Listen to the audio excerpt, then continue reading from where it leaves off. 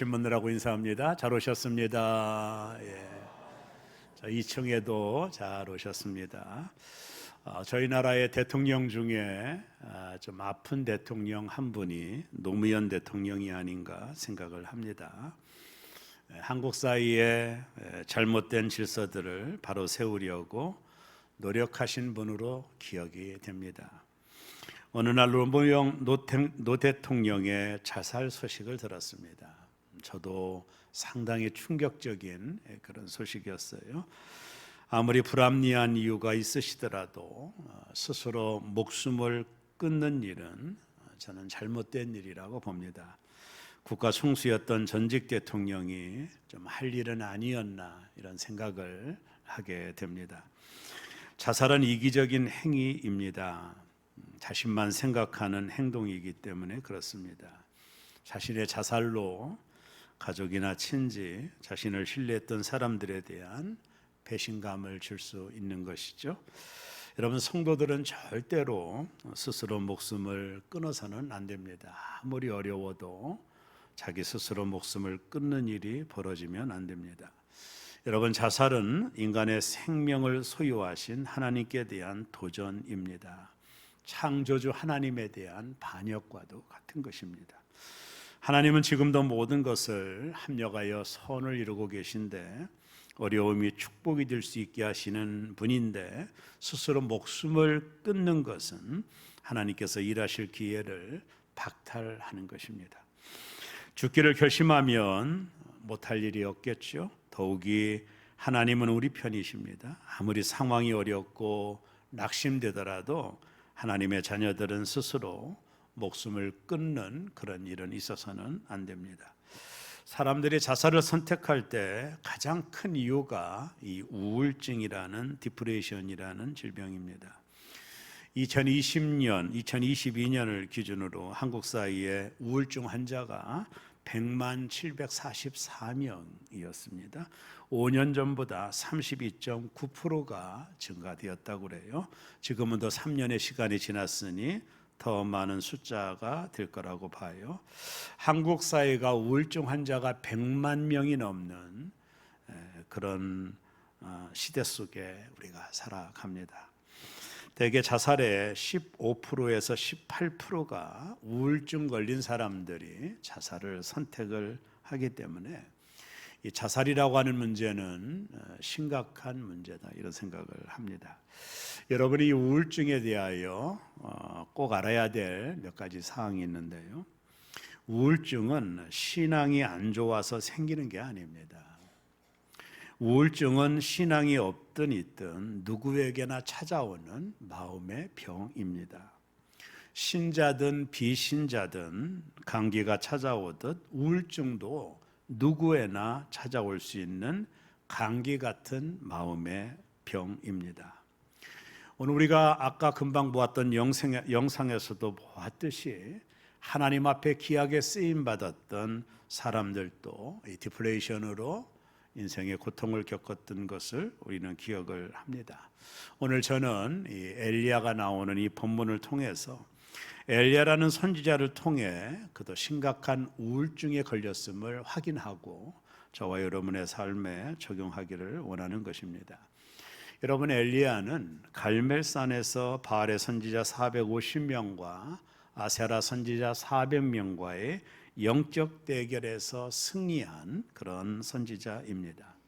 하늘에서 불이 내려왔습니다. 3년 6개월 동안 비가 오지 않았던 이스라엘 땅에 비를 내렸습니다.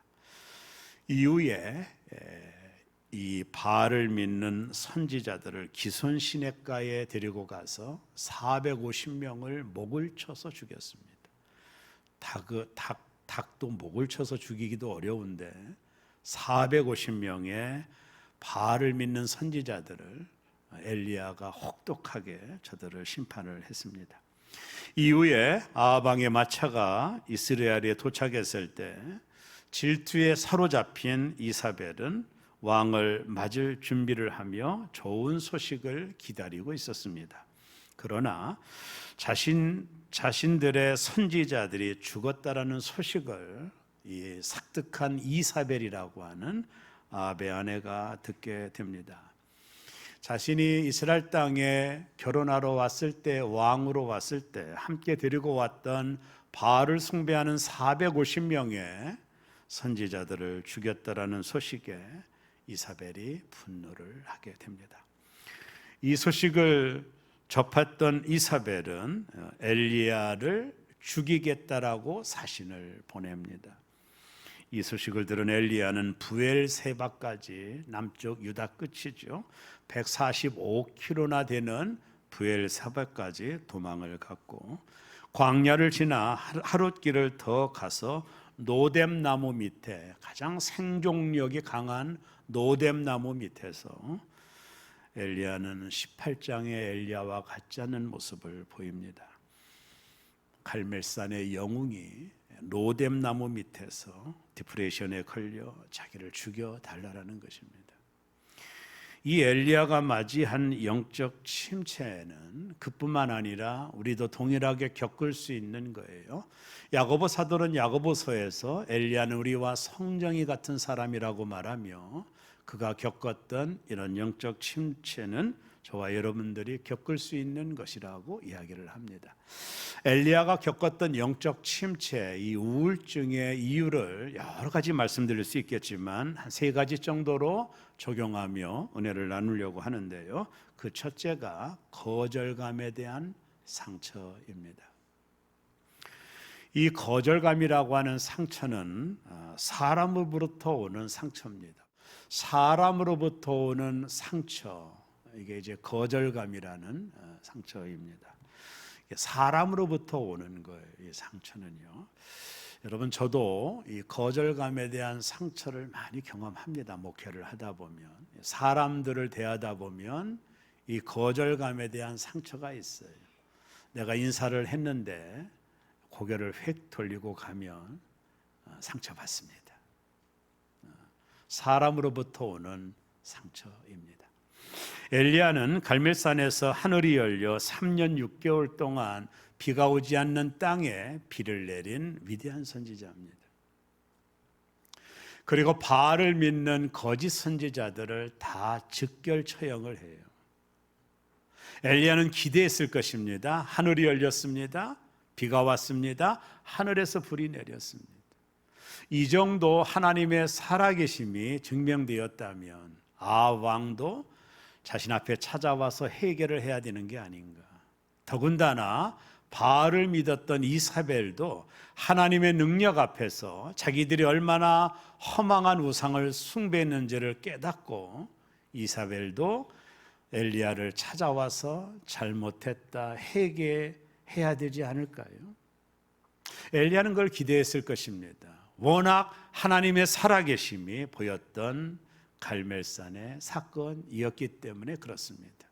그러나 이 사특한 이사벨은 이 하나님의 역사를 듣고도 엘리야를 죽이려고 하는, 엘리야를 철저하게 거부하는 반응을 보여요.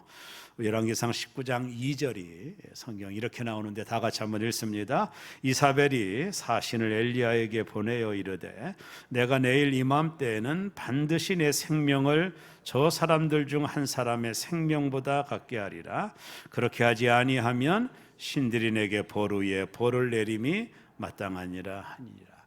왕의 권력을 등에 업은 이 사특한 이사벨이 자신이 데리고 왔던 바알의 선지자들을 죽였다라는 소식을 듣고 이사벨이 분노를 합니다. 그리고 사신을 엘리야에게 보내 내일 이맘때 엘리야의 선지자의 목숨을 취하지 않으면 신들에게 내가 벌을 받겠다라고 말을 했습니다. 엘리야는 이 소식을 듣고 145km나 되는 부엘세바까지 도망을 갑니다. 여러분, 이 땅을 살아가는 동안에 거절감에 대한 상처가 우리를 디플레이션에 걸리게 합니다. 실은 제가 청년부를 담당할 때 한 자매가 저에게 면담을 요청해서 면담을 한 적이 있었어요. 이 자매의 말은 그겁니다. 전도사님, 제가 자살을 하고 싶습니다. 이렇게 말을 하는 거예요. 대학을 다녔던 친구인데 너무 깜짝 놀래가지고 아니 무슨 자살을 하느냐고 왜 그러냐고 물어봤더니 이번 부모님들이 교회를 다니는데 어렸을 때부터 이 자매에게 어떤 얘기를 했느냐면 너는 태어나지 말아야 될 자식이었다라는 말을 했다는 거예요. 이것이 이 자매의 마음속 부모로부터 거절감을 당한 마음의 상처가 지금까지 있는 거예요. 내가 부모로부터 거절감을 당할 바에는 내가 자살을 선택하겠다. 이게 사람과의 관계 속에서 느끼는 상처거든요. 누군가가 나를 거절하면 심각한 디프레션을 겪게 되는 거예요. 거절감에 대한 상처라는 것입니다. 좀 더 말씀을 좀 보면 이 거절감의 증상들이 있어요. 심리학적으로 이야기를 하면 심리학에서는 이 거절감에 대한 두 가지 증상을 동일하게 말을 합니다. 첫 번째가 자기 학대라는 거예요. 자신은 쓸모없는 존재라고 여기는 거예요. 이 거절감을 많이 받은 사람들의 특징은 자존감이 상당히 낮습니다. 이 쓴뿌리와 같은 상처가 있는 분들은 자기 자신을 바라보는 관점이 부정적입니다. 나는 쓸모없는 사람이야. 이런 상처들이 이 거절감을 당한 사람들에게 있는 고착된 심리적인 반응이거든요. 한마디로 말하면 자기 학대입니다. 자기가 자기 자신을 학대합니다. 이런 사람들은 거울도 제대로 보지 않아요. 미운 사람이 거기 있다 생각을 합니다. 끊임없이 자기를 학대합니다. 사람들이 나를 무시한다라고 생각을 합니다. 그래서 스스로 이 거절감에 대한 상처로 인하여 이게 심해지면 우울증으로 가게 되는 거예요. 이불을 뒤집어 쓰고 사람들을 만나지도 않습니다. 이게 거절감에 대한 상처의 첫 번째 유형이에요. 자기 학대. 이들은 늘 이렇게 말합니다. 나는 쓸모없는 사람이야. 나는 태어나지 않으면 좋을 사람이야. 자신의 삶을 아름답게 말하기보다는 모든 일을 부정적으로 말을 하고 모든 상황을 부정적으로 반응을 합니다. 아주 돈 많은 아주머니 한 분이 명품으로 도배를 하고 아파트에서 나왔습니다. 경비를 쓰는 경비원이 자기를 보더니 인사를 하지 않는 거예요. 그래서 상처를 받았습니다. 그리고 이 아주머니 이렇게 생각했습니다. 저 경비원이 내가 중학교 졸업이라는 걸 알았나 봐. 이러며 상처를 받았습니다. 그리고 쓸쓸한 마음으로 길을 가서 택시를 잡고 택시를 타려고 했더니 택시가 막 오더니 무슨 연구인지는 알 수 없지만 택시가 서지 않고 지나가 버리고 말았습니다. 이때 이 아주머니가 속으로 생각합니다. 저 기사도 내가 중학교 졸업하는 걸 알았나 봐. 하루가 온통 우울했습니다. 만나는 사람마다 마음에 상처가 있는 것. 자기를 학대하는 겁니다.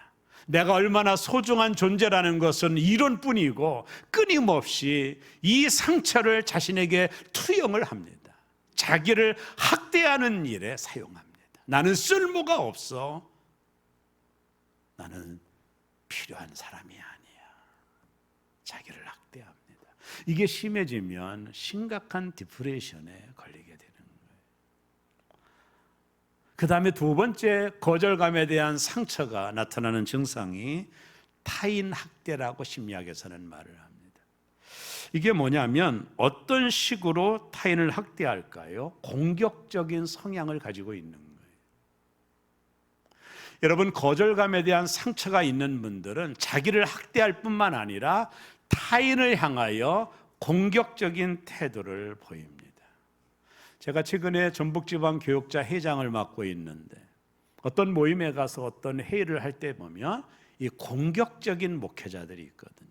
아무것도 아닌 건데 화를 내고 막 공격적으로 이야기를 하는 분들의 유형이 타인 학대. 이런 분들은 대개 상당히 자존감이 낮습니다. 교회가 작든가 해도 목회가 안 되든가 이런 것들로 인하여 막 자존감이 상실되어서 그런 데 오면 타인을 공격하는 공격 기제로 나타나는 것이죠. 이게 특징입니다. 여러분 90년대 초에 있었던 지조파 사건을 기억하시죠? 당시 20대 초중반의 젊은이들 6명이 모여 폭력 조직을 결성을 해요. 소위 지존파라고 하는 폭력 조직이었어요. 이들은 이렇게 말합니다. 돈 많은 자를 증오한다. 우리는 각자 10억을 모을 때까지 계속해서 사람을 살인한다. 이들이 사이에 엄청난 파장을 일으켰죠. 심리학자들이 이 지존파에 대한 정신분석을 통한 연구에 논문을 낸 적이 있어요. 제가 잠깐 살펴봤더니 이들이 가지고 있었던 공통점이 하나가 있었어요. 그것은 뭐냐면 거절감에 대한 상처였습니다. 이들은 어린 시절부터 아버지의 폭력을 경험했고 어머니의 가출을 경험했고 불우한 환경 속에서 어린 시절부터 너무나도 많은 거절감의 상처를 받은 거예요. 자기들은 가난했습니다. 자신들은 불행하다고 생각했습니다. 이런 상처와 이런 거절감의 상처로 인하여 나이가 먹고 자랐을 때 타인을 학대하는 공격적인 성향으로 이들의 감정을 표현한 것이죠. 오늘 본문의 엘리야는 이 첫 번째 유형이라고 봐요. 자기 학대, 자기가 쓸모없는 존재라고 생각하는 것입니다. 오늘 열왕기상 19장 4절에 보면 나는 내 조상들보다 낫지 못하나이다. 자기는 스스로 조상들과 비교하며 나는 그들보다 낫지 않는다라며 끊임없이 자기 자신을 자책하고 있는 거예요. 자기를 학대하고 있는 거예요. 열왕기상 18장의 엘리야는 어디 갔는지 없어요. 로뎀나무 밑에서 자기를 학대하고 있어요. 나는 쓸모없는 인간이라고 생각을 하는 것이죠. 여러분, 엘리야가 누구라고 했죠? 갈멜산의 영웅 아닙니까? 그런 엘리야의 모습이 너무나도 낯설게 느껴지는 것입니다. 리더십이라는 책을 읽다 보니 대개 리더들에게는 이런 양면성이 있다고 그래요. 강력한 파워풀한 사역이 있고 난 이후에 자기도 모르는 디프레션에 교회 리더들이 많이 걸린다고 이야기를 합니다. 그 책을 읽으며 저에게도 충분히 공감이 되었습니다. 스포트라이트가 있을 때 여러분 대중 인기인들을 보세요. 끊임없는 대중의 스포트라이트를 받으면 기분이 업되고 대단한 것처럼 느끼지만 무대의 조명이 꺼지고 홀로 집에 있을 때 많은 연예인들이 이 고독감을 느낀다고 그래요. 그래서 스스로 목숨을 끊는 경우가 있다고 합니다. 오늘 엘리야가 말합니다. 나는 내 조상들보다 못하다고 누가 시켜서 말한 것이 아니요 자기 스스로 자책을 하고 있는 겁니다. 나는 내 조상보다 나은 것이 일도 없어. 이렇게 자책을 합니다. 자기 학대죠. 사람들로부터는 거절감은 인생을 고통스럽게 만듭니다. 어린 시절 부모로부터 거절을 당한 아이들은 건강하게 자랄 수가 없습니다. 끊임없이 자신은 쓸모없는 사람이라고 생각을 합니다. 이게 거절감에 대한 상처입니다. 엘리야는 기대했을 것입니다. 아합과 이사벨이 자기 앞에 와서 용서해달라고 말할 줄 알았습니다. 하늘이 열렸습니다. 불이 내렸습니다. 비가 왔습니다. 무엇 하나 하나님의 살아계심이 증명되지 않는 것이 어디 있었습니까? 그러나 여전히 자신을 거절하고 있는 아합과 이사벨을 향하여 엘리야는 거절감에 대한 상처를 가지고 있었던 것입니다. 하나님이 그런 엘리야를, 아니 그런 우리를 어떻게 치유하셨을까요? 오늘 본문 열왕기상 19장 9절은 성경은 이렇게 말합니다. 다 같이 읽습니다. 엘리야가 그곳 굴에 들어가 거기서 머물더니 여호와의 말씀이 그에게 임하여 이르시되 엘리야야 내가 어찌하여 여기 있느냐. 저의 개인적인 얘기를 하는 것은 죄송스러운 일이지만 저도 지금까지 목회를 거의 많은 목회를 하면서 저에게도 많은 디프레션이 찾아왔었습니다. 어떤 큰 일을 했을 때 오는 허탈감, 그리고 사람들로부터 아무것도 인정받지 못할 때, 그때 목회자인 저에게도 우울증은 찾아왔습니다. 그때 제 경험을 가지고 놀 때 이런 우울한 마음이 들려 아무도 나를 인정하지 않는 것 같은 우울한 상처들이 내 안에 있을 때 저의 경험을 가지고 한번 생각해 보면 그때 하나님의 말씀을 붙드는 겁니다. 여호와의 말씀을 아침부터 저녁까지 묵상하며 읽는 겁니다. 하나님의 말씀이 내 안에 공급되도록, 말씀의 은혜가 내 안에 공급되도록 그 하나님의 말씀을 끊임없이 읽는 겁니다. 골로새서 3장 16절에 바울이 말하기를 그리스도의 말씀이 너희 속에 풍성히 거하여 하나님의 말씀이 너희 속에 풍성히 거하게 하라는 것입니다. 우리 인간의 마음은 진공으로 있지 않아요. 그래서 무언가 채워지게 되어 있어요. 어떤 분은 염려로 채우고 어떤 분은 걱정으로 채웁니다. 성도는 하나님의 말씀으로 마음을 채워야 되는 거예요. 사랑과의 관계 속에서 거절감을 느꼈을 때, 부모로부터 상처를 받았을 때, 나의 윗사람들로부터 끊임없는 거절의 상처를 느꼈을 때, 여러분 홀로 있지 마시고 하나님의 말씀을 피고 그 말씀이 나에게 주는 은혜로 공급받게 될 때, 이 거절감의 상처가 치유되는 놀라운 역사가 일어나는 것입니다. 로뎀나무 밑에서 이 상처로 죽기를 고백하고 있는 엘리야에게 하나님은 찾아오셔서 하나님의 말씀을 그에게 주므로 그를 이 거절의 상처에서 회복시키는 것입니다. 두 번째 엘리야의 디프레션의 이유는 좌절감이라고 하는 상처입니다. 이거는요, 어떤 사건 때문에 일어나는 상처입니다. 거절감이 사람을 통해서 얻는 상처라면 이 좌절감은 어떤 큰 사건으로 인하여 생기는 상처가 좌절감입니다. 갑자기 아이가 죽었든가, 갑자기 사업이 망했든가, 내가 전혀 상상할 수 없는 큰 사건이 나에게 일어났을 때 그때 받는 상처가 바로 좌절감이라는 상처입니다.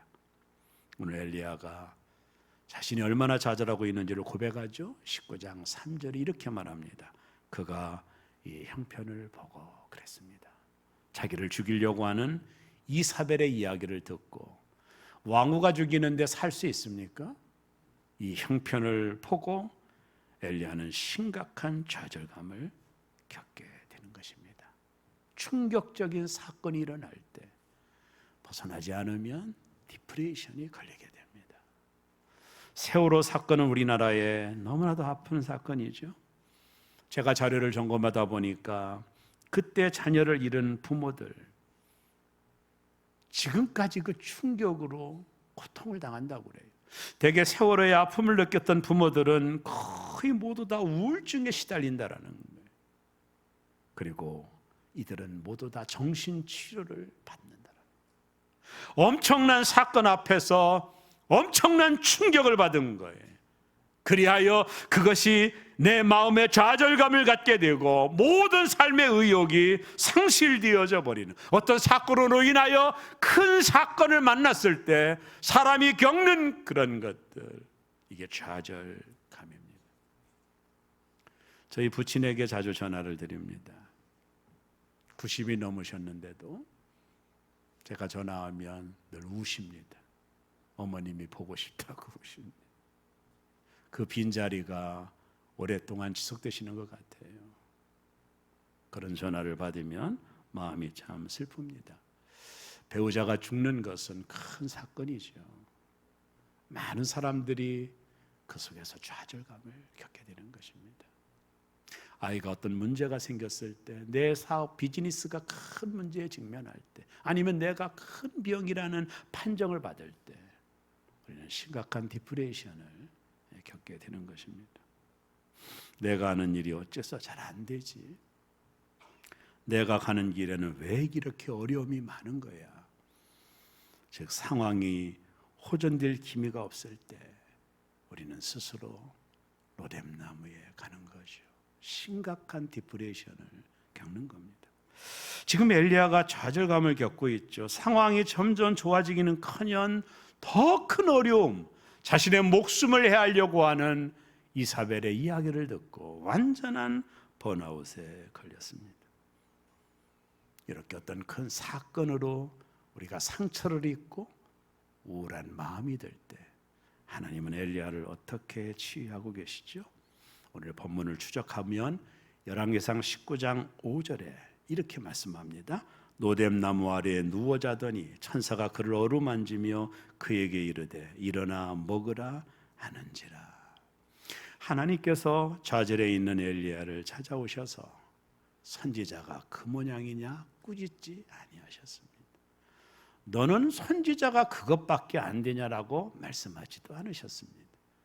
그저 천사를 보내 엘리야를 어루만지셨습니다.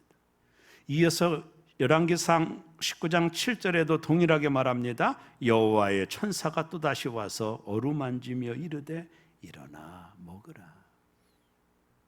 꾸짖거나 선지자가 그 모양이다 말하지 않았습니다.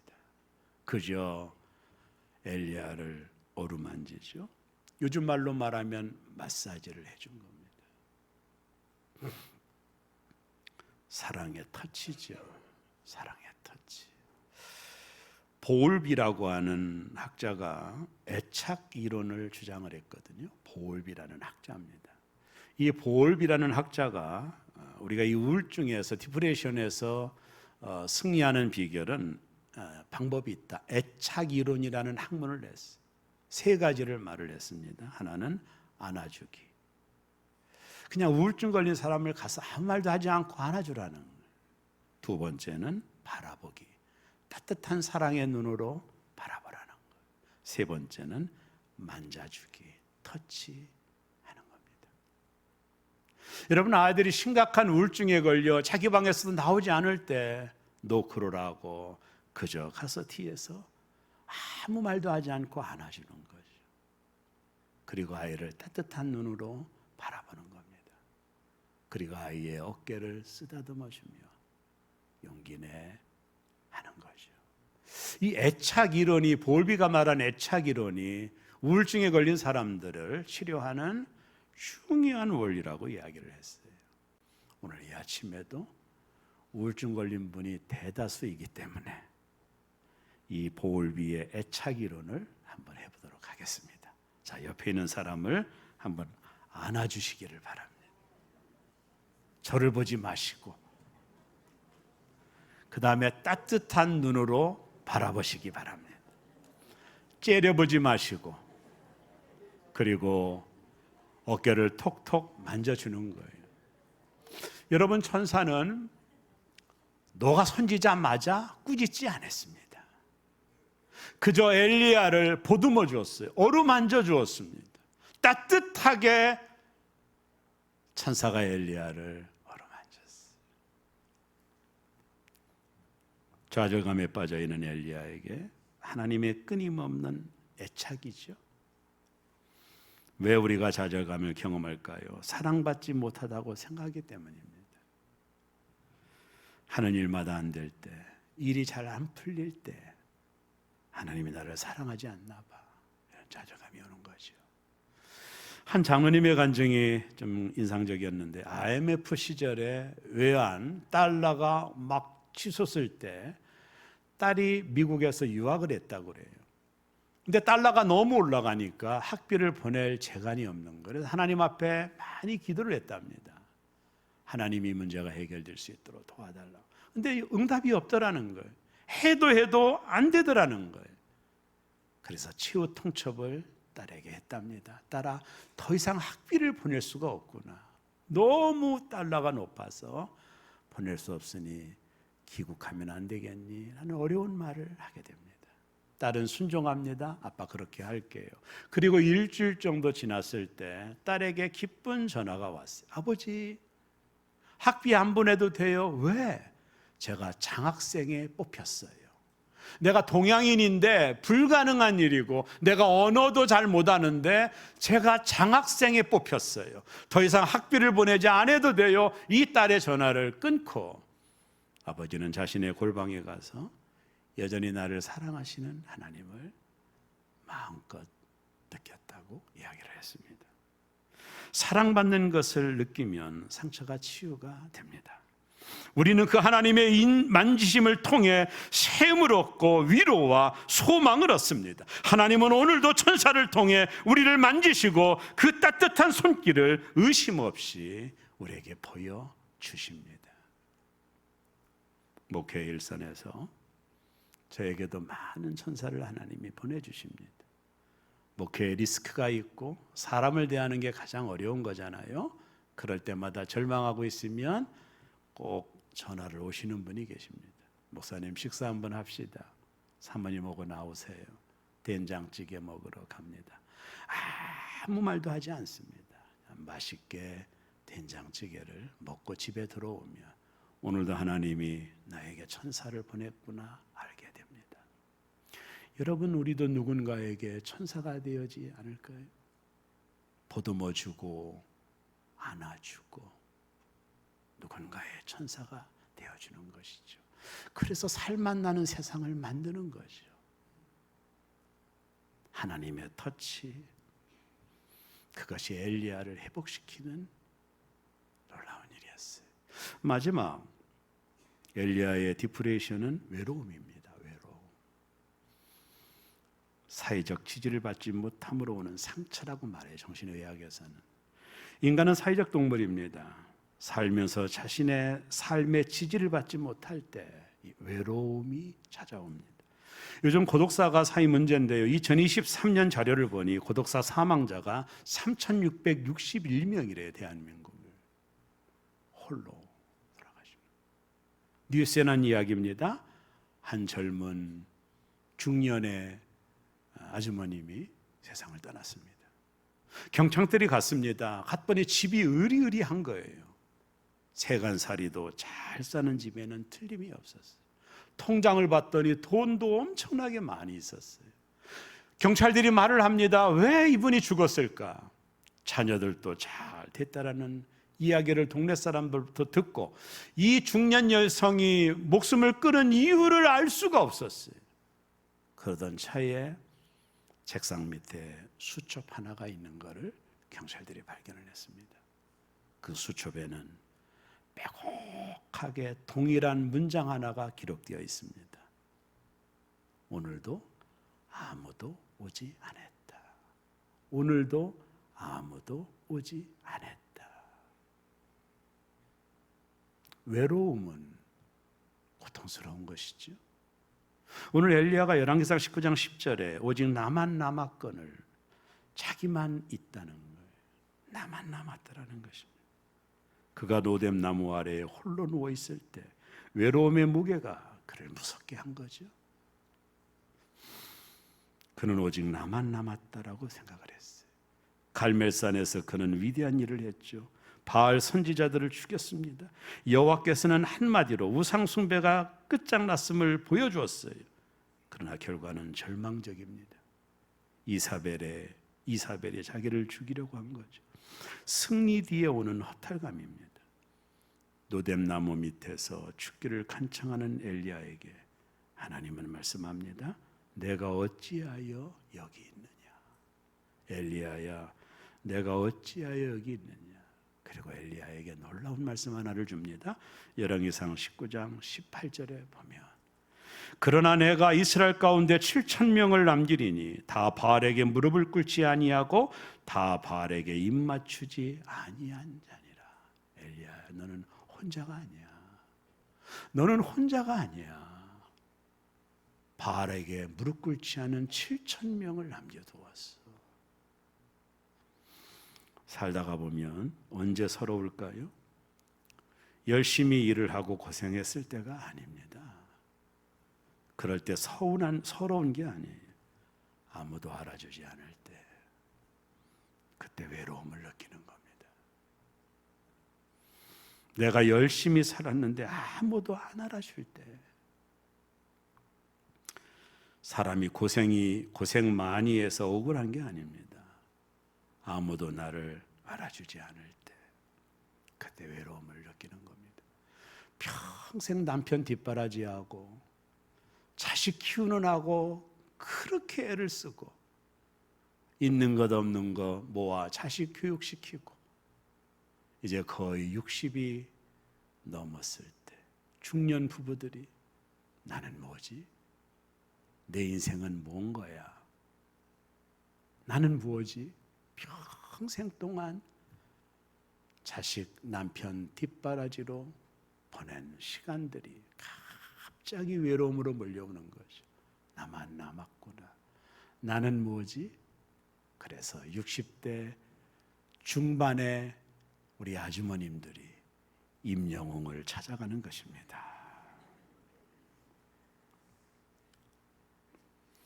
우리가 어떤 일로 인해 지지를 받지 못해 외로울 때 하나님은 말씀하시죠.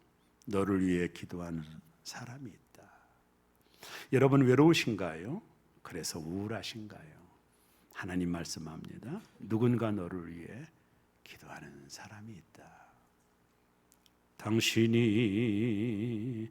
지쳐서 기도할 수 없고 눈물이 빗물처럼 흘러내릴 때 주님은 아시네 당신의 약함을 사랑으로 돌봐주시네. 누군가 널 위하여 누군가 기도하네.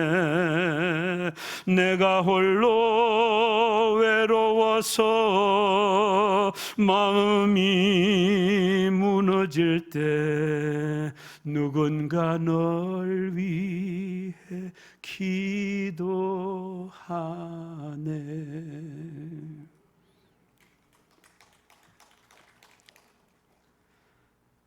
박수를 쳐서 뜻밖이었습니다.